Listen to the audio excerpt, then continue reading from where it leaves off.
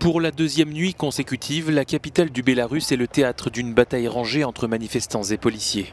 Un protestataire a été tué par l'engin explosif qu'il s'apprêtait à lancer sur les forces de l'ordre et qui a explosé dans ses mains selon la police.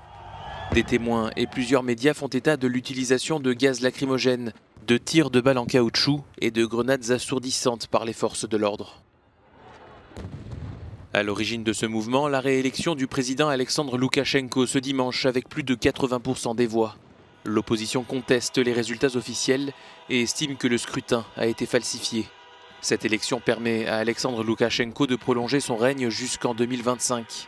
Face au débordement, le président bélarusse a cette fois qualifié les manifestants de moutons téléguidés depuis Londres, Varsovie et Prague, martelant qu'il ne permettrait pas que le pays soit mis en pièces.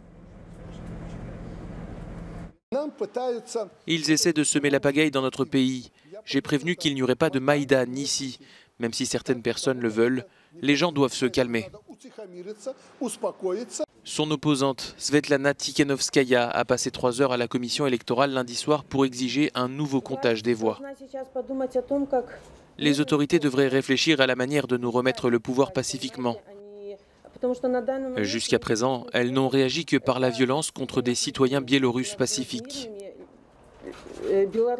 Après plusieurs heures sans nouvelles de la candidate, le ministre des Affaires étrangères lituanien a indiqué ce mardi matin que Svetlana Tikhanovskaya était venue dans son pays et qu'elle était en sécurité.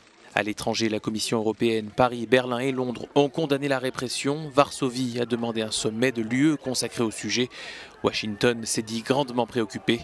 A l'inverse, les dirigeants russes et chinois ont félicité le président Loukachenko pour sa réélection.